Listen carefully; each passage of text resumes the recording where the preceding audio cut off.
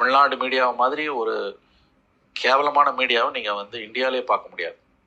Even BJP ruled ஸ்டேட்ஸில் கூட முதுகெலும்போட, even குஜராத்தில் கூட இவ்வளோ கேவலமாக இல்லை. தமிழ்நாட்டின் சேட்டலைட் மீடியாவை போன்று முதுகெலும்பற்ற திமுகவின் அடிமை மீடியாவை இந்தியாவில் பாஜக ஆளும் மாநிலங்களில் கூட கிடையாது என்று மூத்த பத்திரிகையாளர் மணி பேசிய ஆடியோ சமூக வலைதளத்தில் வைரலாகி வருகிறது.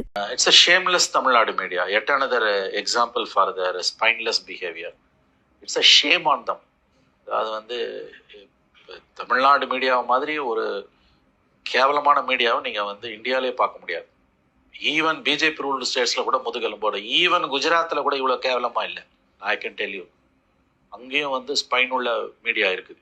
இவ்வளோ கேவலமாக கிடையாது.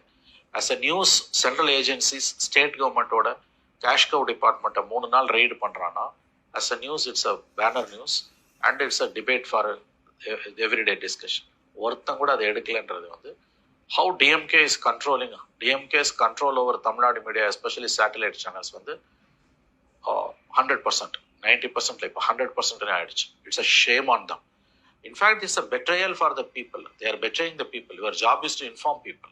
மக்களுக்கு உண்மை சொல்றதா உன்னோட வேலை. உன் கடமை நீ தவறி இருக்க. உன்னோட கடமை தவறுறது மாதிரி ஒரு கேவலமான காரியம் எதுவுமே இருக்க முடியாது. ஒரு ஈவன் ஒரு 30 minute டிஸ்கஷன் கூட இல்லை. உலகமே அழிஞ்சாலும் எதை டிபேட் பண்ணுவானுங்க, அதிமுக உள்வக அதை தான் பண்ணானுங்களே ஒழிய 3 நாள் ரெய்டு. இது எடப்பாடி பேரில் நடந்ததுதான் வானத்துக்கும் பூமிக்கும் போச்சிருப்பானுங்க.